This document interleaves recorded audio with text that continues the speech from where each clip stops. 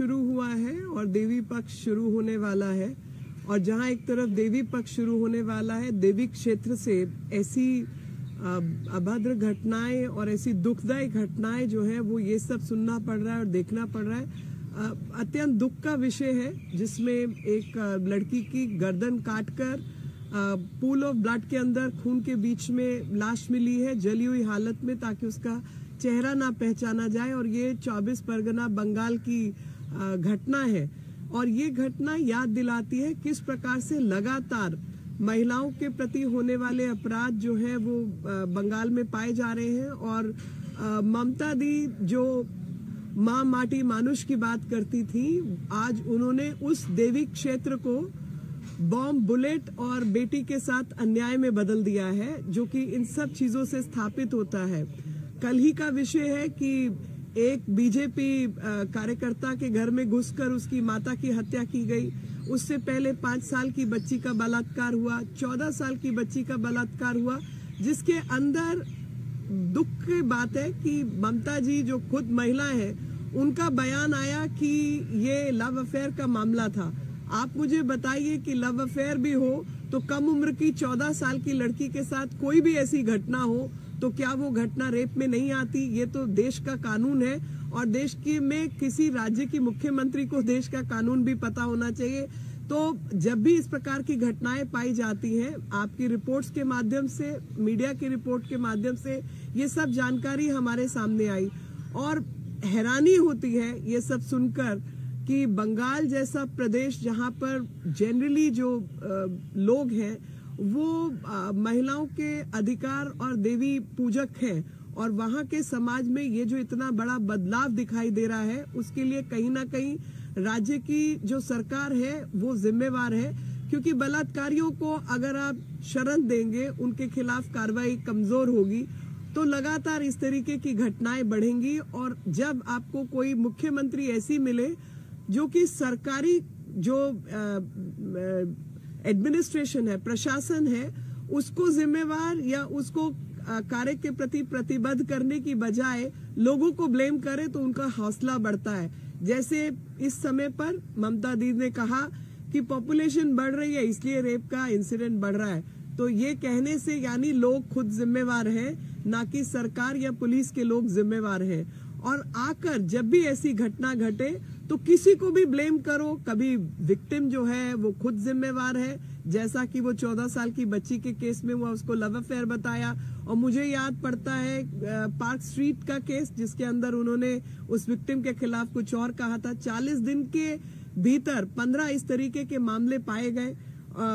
पिछले 2022 के अंदर क्लास 4 की बच्ची के साथ इस तरीके की घटना घटी। तो मैं जानना चाहती हूं आपके माध्यम से कि सरकार इस केस में कुछ काम करने वाली है या बाकी किसी को भी ब्लेम करने वाली है। इनके नेता आकर उसके ऊपर लीपापोती का काम करते हैं। जब ऐसी भी अभाग्यपूर्ण घटना घटती है तो ऐसी घटना में ना तो I.N.D.I.A वाले कुछ बोलते हैं, जैसे कि बंगाल भारत का हिस्सा नहीं है और बंगाल में कुछ होता है, दुर्भाग्यपूर्ण घटना होती है तो वो किसी की जिम्मेवारी नहीं है। और इसी प्रकार से जो बंगाल की सरकार है, वेस्ट बंगाल की सरकार है, वो भी पश्चिम बंगाल की सरकार कभी महिलाओं को खुद, विक्टिम्स को खुद उनको नेम एंड शेम करने लगती है। लोगों के साथ छेड़छाड़ की घटनाएं बढ़ रही हैं और कभी किसी और को जिम्मेवार ठहराएंगे, लेकिन प्रशासन को या जो अपराधी हैं उनकी कोई जिम्मेवारी नहीं बनती। तो मैं चाहूंगी कि इस केस के अंदर जो जिम्मेवार लोग हैं उनको जिम्मेवार ठहराकर तुरंत कार्रवाई की जाए, ना कि अपना चेहरा ढकने के लिए किसी और को षड्यंत्र के तहत इस्तेमाल किया जाए। I am shocked that when Pitru Paksh has started and Devi Paksh is about to start, an unfortunate incident from West Bengal has come to the fore. We've come to know that a brutal murder has taken place in which a woman's neck has been slit open and the dead body was found in charred condition in a pool of blood so that her identity cannot be established. And this has happened in 24 Pargana.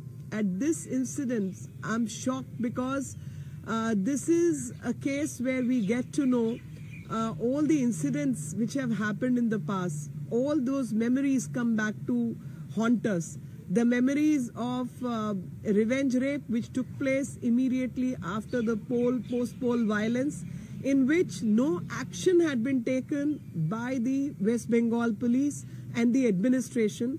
At that point in time, these women had to go to the court, to the High Court and Supreme Court, and file affidavits. In spite of them filing the affidavit, the action on the level of administration was found missing. When a 14-year-old girl's rape had taken place, at that point in time, Mamta Di, none less than the Chief Minister of the state, blamed the girl and called it a love affair, which is shaming and naming the victim, and that is what has happened in the past. A 14-year-old child is still a child, and even if I were to assume this was a case of love affair, which it was not, then also it's a rape, because a rape is a rape. An underage girl is found involved in such a bad incident. A 5-year-old child has been found involved in was victimized. POCSO courts are giving data. Through the media reports, we've also come to know that yesterday another murder has taken place where the mother of a BJP worker was murdered. All this is happening in a Devi Kshetra. This is happening in a place where Devi is worshipped, and society by and large is respectful to the women, and rights of women are respected. So a land, a geography which was known for Ma Mati Manush has converted itself under the awful administration of TMC party into bomb, bullet and beti ke saath anyay, which is what everyone is witnessing these days. In 40 days, 15 cases of rape and victimization of women have taken place, and repeatedly such incidents are taking place because somewhere the confidence of wrongdoers and the criminals is enhanced because they have some kind of support, or lackadaisical approach of the administration has enhanced their hosla, their confidence, and they are able to get away with these kind of crimes. If there is any question, I'll take that question. में भी एक मामला सामने आया है ma'am, वहाँ पर जयपुर जिले के जमवारामगढ़ क्षेत्र में महिला को जला दिया गया और उसको फेंक दिया गया है सड़क पर। इस पर राजस्थान की जो कानून व्यवस्था है उस पर देखिए, मैं यही कहना चाहती हूँ कि महिलाओं के विषय की बात आती है तो ये राजनीति करने के लिए तुरंत उतर पड़ते हैं। महिलाओं के साथ दुर्भाग्यपूर्ण घटना किसी भी राज्य में हो, उसको हमें सिंगल हैंडेडली कंडेम करना है और कानून व्यवस्था को उसके पक्ष में लाके खड़ा करना है। तो विषय यह है कि जहां जहां इस तरीके की दुर्भाग्यपूर्ण घटनाएं सामने आए, चाहे वो राजस्थान हो, चाहे वो बंगाल हो या कोई भी राज्य हो, वहां पर तुरंत जो जवाबदेही है वो प्रशासन की बनती है और नियम कानून के अनुसार ऐसे सब मामलों में तुरंत कार्रवाई होनी चाहिए। और यही मैं उम्मीद करती हूँ कि हर राज्य के अंदर इस प्रकार की कानून व्यवस्था हो जहां पर महिलाओं के केस जो है उनके ऊपर तुरंत संज्ञान में लिया जाए और कार्रवाई की जाए। I.N.D.I.A. वालों से मैं जानना चाहती हूँ कि इन दोनों के प्रति आप कुछ अपना बयान देंगे। मैं लड़की हूँ, लड़ सकती हूँ, मगर जिन लड़कियों की लड़ाई है उनके साथ आप खड़े हुए क्यों नहीं दिखाई दे रहे? उन सब विषयों के ऊपर आपकी आवाज क्यों मिसिंग है? मैं ये जानना चाहती हूँ। मुझे याद है कि लगातार इस तरीके की घटनाएं घटी हैं और उन सब के मामलों में जो भी प्रशासनिक कार्रवाई है, जो भी पुलिस व्यवस्था, कानून व्यवस्था की कार्रवाई है, हम उसकी मांग करते हैं। और वापस आप सबके माध्यम से मैं याद दिलाना चाहती हूँ कि बंगाल के अंदर पोस्ट पोल वायलेंस के अंदर जब चुनाव हो गए, उसके बाद जिन लोगों ने इनके खिलाफ न्यायपूर्ण तरीके से इलेक्शन में काम इनके विरोध किया, उन महिलाओं के साथ रेप केसेस हुए और उन महिलाओं के साथ जब इस प्रकार के रेप केसेस हुए, बलात्कार के केसेस सामने आए, तब ऐसे समय पर क्यों बंगाल की सरकार ने उन महिलाओं के पक्ष में केस दर्ज नहीं किए? उन सब के cases affidavit high court supreme court में दाखिल करवाने की नौबत आई। तो लगातार ये अभद्र व्यवहार जो है महिलाओं के साथ किया जा रहा है, वो भी देवी क्षेत्र के अंदर। ये क्षेत्र देवी के नाम से जाना जाता है, जहां पर सभ्य समाज और अधिकतर लोग सभ्य है, महिलाओं के प्रति एक अच्छी भावना रखते हैं और इस प्रकार की प्रताड़ना के खिलाफ आवाज उठाते हैं। समाज कुछ और है लेकिन प्रशासन कुछ और है, और जितने लोग महिला विषयों पर राजनीति के लिए आगे आते हैं उन सबसे मैं यही प्रार्थना करती हूँ कि महिलाओं के अधिकारों के लिए आवाज बुलंद कीजिए। उज्जैन में भी ऐसा ही एक मामला आया है सामने। उज्जैन से भी 12 साल की राज्यों में अपराध होते हैं, चाहे ये उत्तर प्रदेश की बात हो, हाथरस की घटना हुई थी, कांग्रेस के सारे नेता गए, राहुल गांधी गए, प्रियंका गांधी वाड्रा गए। लगता है आपको कि कांग्रेस इस मामले में सिलेक्टिव है, बंगाल और राजस्थान को अनदेखा करती है? जब मैं मेरा आज की प्रेस से सबको यही संदेश देने का मामला है कि चाहे वो उत्तर प्रदेश का मामला हो, हाथरस का, जहां पर ये सब लोग पहुंचे थे, इन सबसे आग्रह है कि अब आप जो है वेस्ट बंगाल, पश्चिम बंगाल भी पहुंचे और वहां जाकर मामला दर्ज हो और जो हत्यारे हैं उनके खिलाफ कार्रवाई हो, इसकी मांग करें।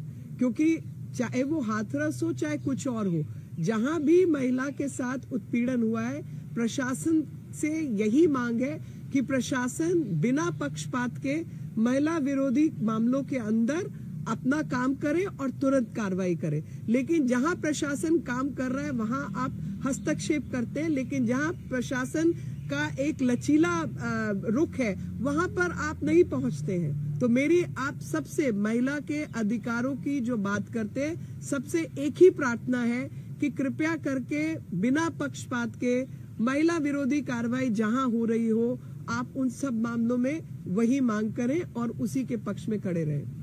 Ma'am, India Today investigation yesterday exposed how women trafficking of minor girls are happening in the state of Rajasthan, in Bundi, and there's another instance of Neemuch, Madhya Pradesh, where there are middlemen who are ready to sell girls as young as 14-year-old for human trafficking. No, I mean, whoever is working for the cause of women, without getting into the detail, trafficking is a very, very serious offense. And I know it's happening in Chhattisgarh also. So all these places which have low income economy, these incidents have been happening.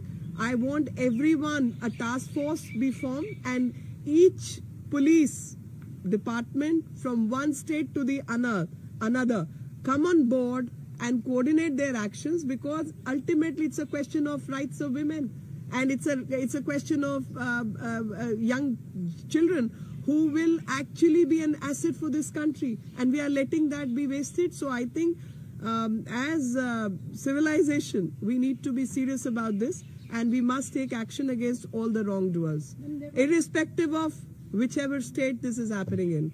There was a shocking case in Ujjain as well, in 20-year-old Zaid. She fell, in fact, unconscious. People didn't come out for help. She walked for 8 kilometers before any help could be.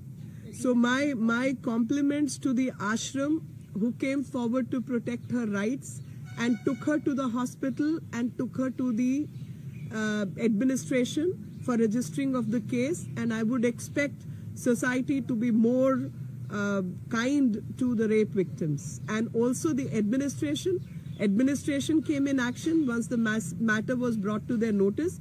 But I expect everyone to be kind to the victims and compassionate in all such cases. Come forward and support the girls who are victimized by such things. Thank you.